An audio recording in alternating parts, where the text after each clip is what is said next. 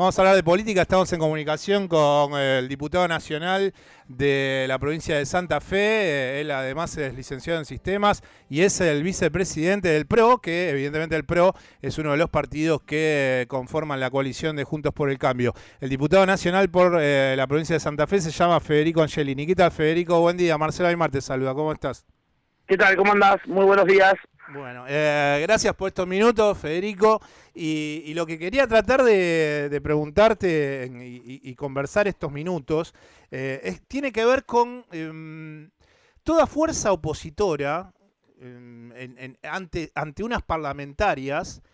Tiene que, me parece que ir moldeando más allá de cuáles son las lecturas que puede llegar a hacer después de una derrota electoral, cuál sería la propuesta a futuro que le va a dar a sus votantes. Y lo que yo estoy notando en este último tiempo de Juntos por el Cambio, en líneas generales, es que hay mucho en su forma de llevar adelante los discursos y las políticas, están poniendo mucho el ojo, desde mi punto de vista, en los errores de la administración de Alberto Fernández, y no sé si le queda muy en claro al votante que evidentemente va a tener que concurrir a las parlamentarias, ¿cuál es la propuesta que lleva la coalición cívica y en específico el PRO? Te lo pregunto porque sos el vicepresidente del partido y si podés darnos unos 3 o 4 ejes de cómo está pensando en este momento el PRO ante esas parlamentarias, lo que le va a ofrecer a las personas que piensan en votarlo.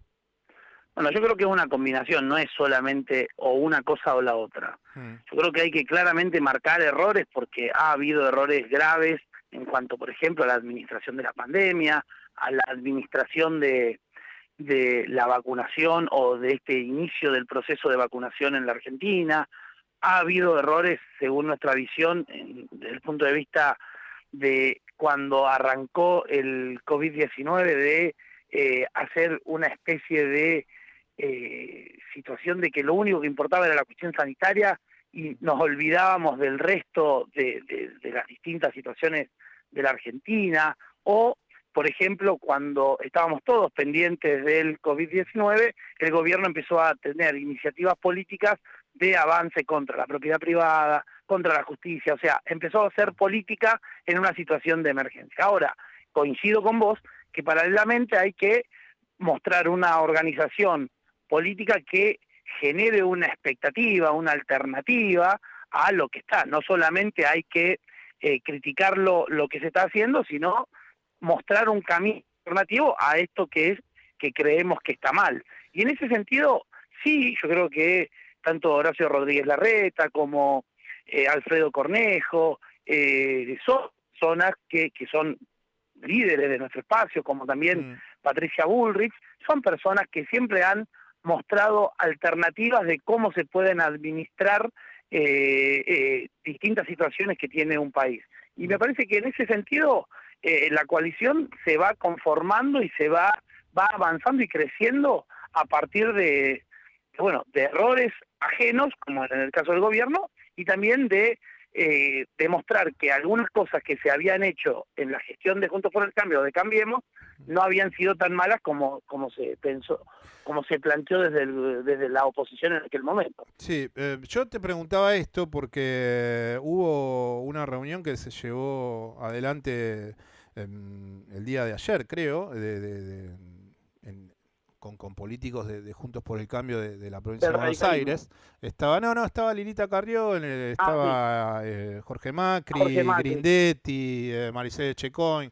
Y en esa reunión hay declaraciones de Lilita Carrió que habla que, en definitiva, hoy en día lo que ella considera es que el problema no es el precio de los alimentos, sino más bien el déficit fiscal, el precio del dólar, la falta de reservas.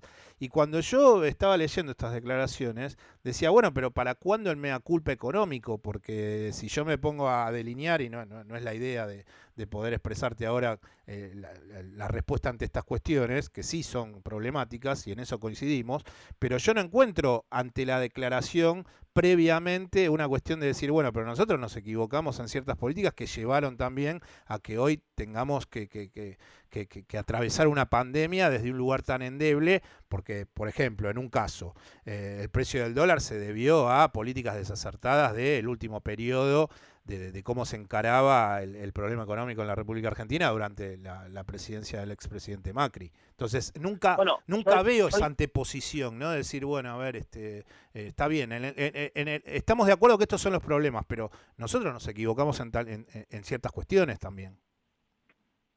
Bueno, yo ahí tengo una diferencia con vos, porque primero que creo que, te pregunto también, vos coincidís que los problemas de la Argentina no empezaron cuando asumió el expresidente Macri, digamos, los problemas de inflación de nuestro país tienen 40 años, los problemas de pobreza de un promedio de más del 30% tienen 30 años, los problemas de déficit fiscal te diría que tienen 70 años, los problemas de informalidad del trabajo también tienen más de 30 años, entonces, claramente...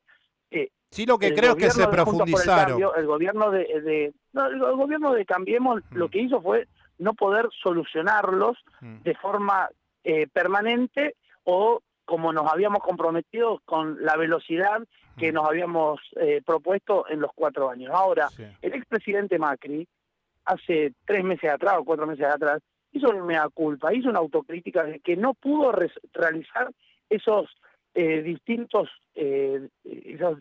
compromisos que había asumido de solución de los problemas. Ahora, paralelamente, yo creo que hubo avances muy importantes también en reorganización de la macroeconomía argentina, de cómo nos veía el mundo, de la situación institucional de nuestro país, de la situación de infraestructura de nuestro país. Pero más allá de eso, yo insisto, nosotros, el propio expresidente, y yo no recuerdo algún expresidente que haya hecho una autocrítica o un mea culpa de que no había estado a la altura de las circunstancias, porque esas fueron las palabras que utilizó, que no había estado a la altura de las circunstancias de las cuestiones económicas.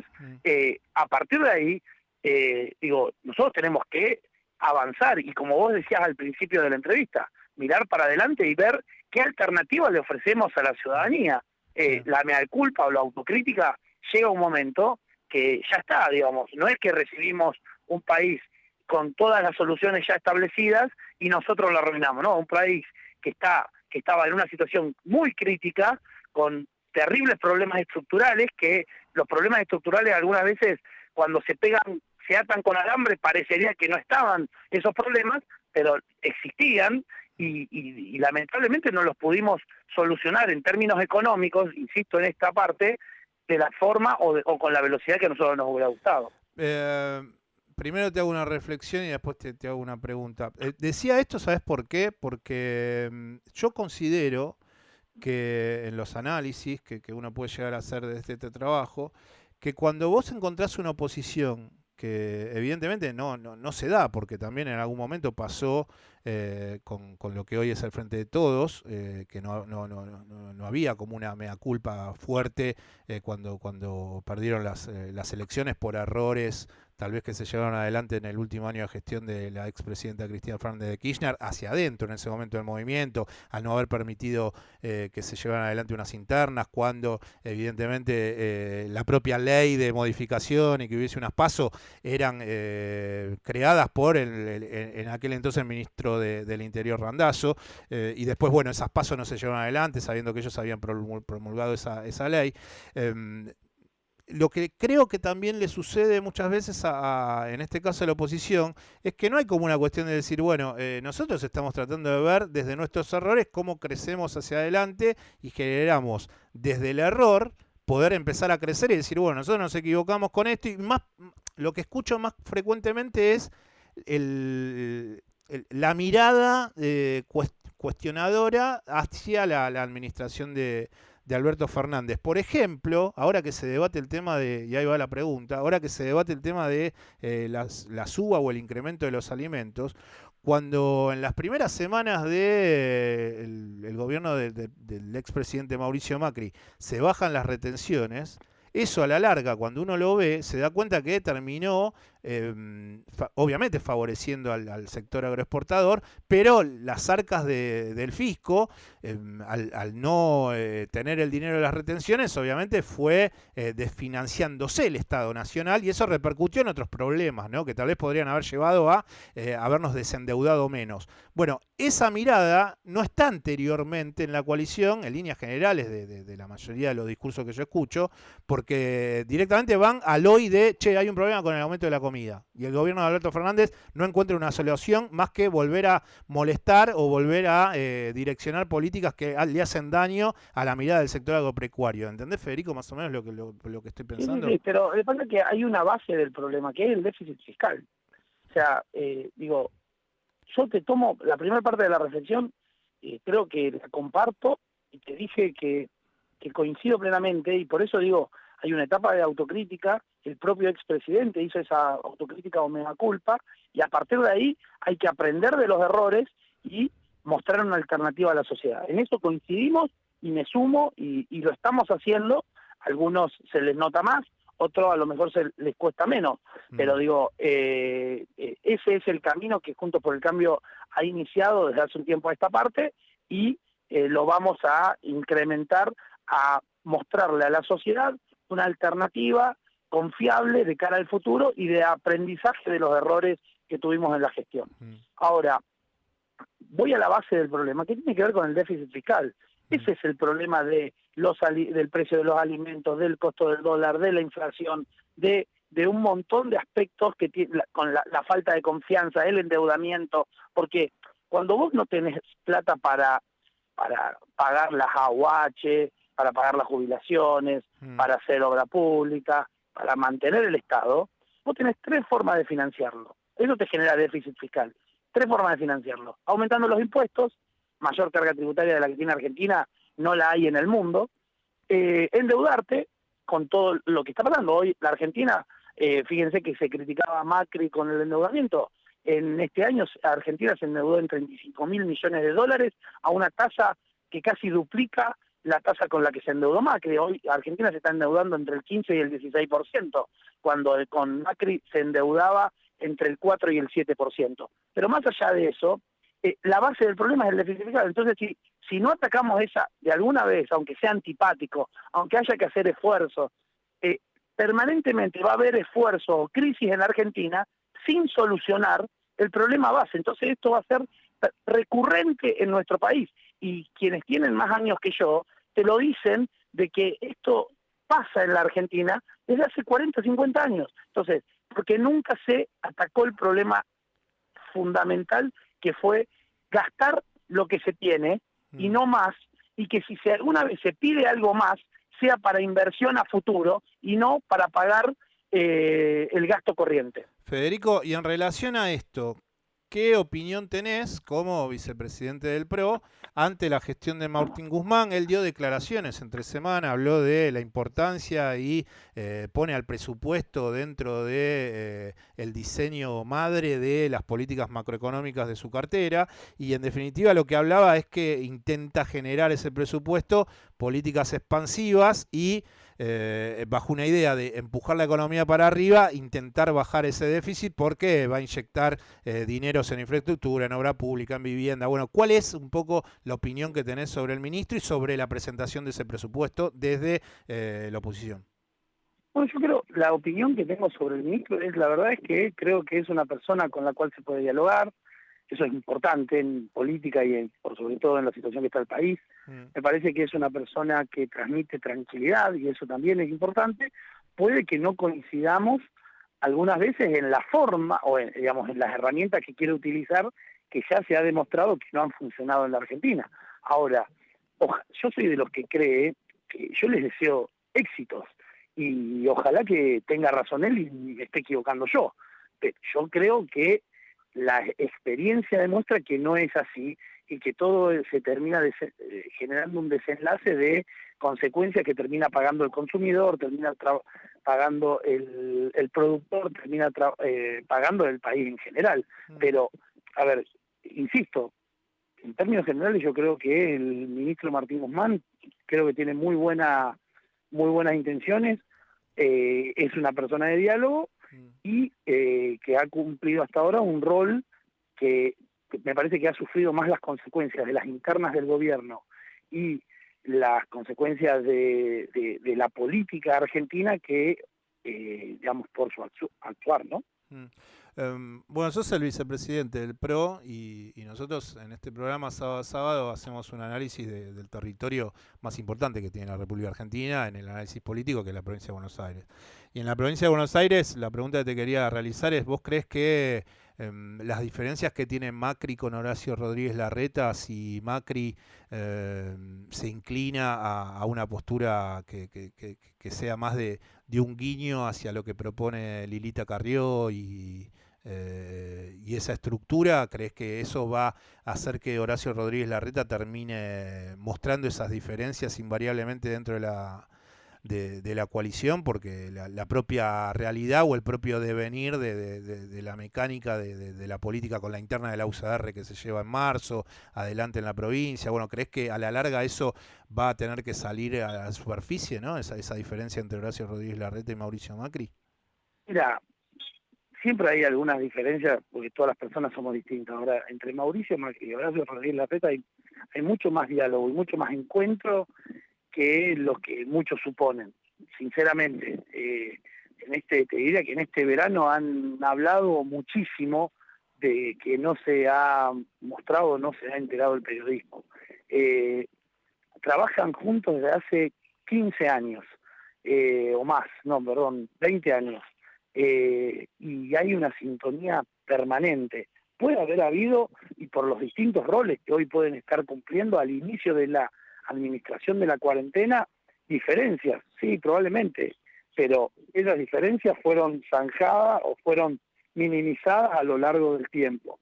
Yo creo que nosotros estamos trabajando, y es una de las prioridades tanto de Horacio como de María Eugenia, como del propio Mauricio Macri, en la unidad de Juntos por el Cambio, en la unidad en la diversidad también, ¿no? Porque tenemos que entender que tenemos orígenes distintos dentro de la coalición, pero eso siempre hemos priorizado nuestras coincidencias por sobre nuestras diferencias y entendiendo de que la unidad de Juntos por el Cambio es fundamental. Ahora también lo que hay que hacer es ampliar Juntos por el Cambio también, ¿no? Porque creo que es un aprendizaje de entender de que nosotros tenemos que aprender de nuestros errores también implica tener la capacidad de ser más amplios y de sumar nuevos actores a la política dentro de Juntos por el Cambio o de como se llame la alianza, sí. ¿No? En esa idea de tratar de sumar a las posiciones más lejanas, ¿no? ¿Quién va a ser el encargado de comenzar a hablar con Emilio Monzó? ¿Tal vez sea tu tarea como vicepresidente del partido? No, yo tengo una muy buena relación con Emilio, con Rogelio Frigerio, porque seguramente la segunda pregunta es por Rogelio Frigerio, pero digo, sí, bueno, es parte del mismo sector, ¿no? Que es un sector que yo veo que está como muy encasillado en una propia lógica de sí, estamos dentro de la coalición, pero evidentemente no tienen mucho diálogo con Jorge Macri o con... Ellos son parte de la coalición y probablemente tengan mayor afinidad con algunos que con otros. Tienen muy buena afinidad con Horacio Rodríguez Larreta, tienen diálogo con Patricia Bullrich. Bueno, yo tengo diálogo con ellos, tengo muy buena sintonía, tienen diálogo también con Cristian Ritondo, digo, o con otros a lo mejor tienen menos diálogo, pero bueno, también nosotros tenemos que ser actores para que, así como uno tiene que tender puentes con el oficialismo, porque yo soy de los que cree que de esta crisis no sale el oficialismo solo, sino que el oficialismo tiene que tener la generosidad de convocar a la oposición para ver de qué forma salimos adelante. También dentro de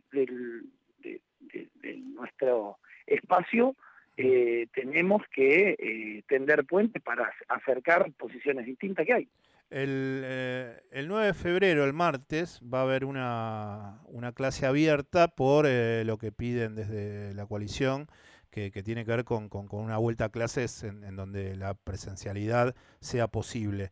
¿Te gustaría que ese 9 de febrero también concurran, o no a la ciudad de Buenos Aires, pero digo que también hagan sus manifestaciones Morales, Valdés, Suárez, porque el ministro Trota dice que ellos están trabajando, estos 3 gobernadores, conjuntamente con el gobierno nacional, en una lógica que me parece que la coalición no está tan de acuerdo, que es lo que dice el ministro de Educación de, bueno, la presencialidad, pero con algún tipo de recaudos. ¿Les gustaría que ellos pudieran estar presentes también en estas manifestaciones que van a llevar en estas clases abiertas el 9 de febrero, o los ven muy abocados a la gestión y que evidentemente se termina como una especie de divisoria, hay como una divisoria de aguas ahí, ¿no? En esto de que, bueno, la presencialidad sí, pero los gobernadores trabajan conjuntamente con el gobierno y con el ministro de Educación. ¿Cómo analizas esa postura? Mira, nosotros lo vamos a hacer en todo el país. Acá en Santa Fe, por ejemplo, va a haber en 15 localidades distintas, que se va a hacer Rosario, Santa Fe y distintas localidades del interior de la provincia. Ahora, dicho esto, te voy a decir una cosa. A mí me parece que no están bien claras las distintas medidas que se va a tomar para que haya un regreso a las clases de forma presencial. Ahora, vos recién decías, con recaudos. Yo estoy convencido que no va a ser la misma normalidad que se terminaron las clases el 1 de diciembre del 2019. Tenemos que tener distintos recaudos. Ahora, si yo después me voy a mi provincia, veo que en términos de infraestructura se perdió un año porque no se hizo ninguna modificación en ningún colegio de la provincia de Santa Fe. ¿Entendés? Entonces digo, muchos de los aspectos que dicen de hay que tomar recaudos, después a la hora de la realización de obra pública o de la realización de mejoras para la educación, no se han realizado. Entonces, una cosa es lo que se dice y después lo que se termina haciendo, que es poco y nada. Bueno, Federico, muchísimas gracias por estos minutos y gracias por prestarte a ese comienzo de entrevista en donde evidentemente yo lo hablo con otros colegas y cuando tengo la posibilidad de hablar con alguien que en este caso es vicepresidente del partido, tal vez que ha llevado la guía política de la coalición por las figuras y porque bueno, el presidente salió de ese partido que es el PRO, muchas veces me detengo en eso, ¿no? En decir si se pudiera levantar un poco más la mirada, saber que una oposición que no solamente se la pasa fustigando a la administración de Alberto Fernández y propone equivocadamente o no una propuesta de país que pueda al votante llevarlo a tener ganas de votarlo, evidentemente eso mejora a la oposición y lo hace más competitivo al oficialismo, ¿no? Y a veces me parece que los discursos se quedan en el último tiempo con Alberto se equivoca en todo y nosotros hacemos todo lo posible para remarcarle ese error. Entonces te agradezco por abrir ese pensamiento. El debate enriquece y si todos pensáramos igual sería probablemente aburrido y los oyentes cambiarían de dial. Así que me parece que enriquece todo contrapunto y después tener una mirada a futuro, ¿no? Que es lo más importante. Porque si siempre nos vamos al pasado es como complicado. Tenemos que aprender del pasado, pero en algún punto en la Argentina tenemos que entender que nadie, tras una crisis tan profunda, que no viene de hace 6 meses, que no viene de hace 5 años, sino que viene de hace muchos años, décadas te diría, la única forma es que nos pongamos de acuerdo en 5 o 6 puntos y miremos para adelante. Muchísimas gracias, Federico. Buen fin de semana. Estaremos hablando de acá un tiempo y gracias. Muchas gracias a ustedes. Un saludo enorme. Un saludo. Quien está hablando con nosotros era Federico Angelini, diputado nacional por la provincia de Santa Fe. Él es de Juntos por el Cambio y además es el actual vicepresidente del PRO.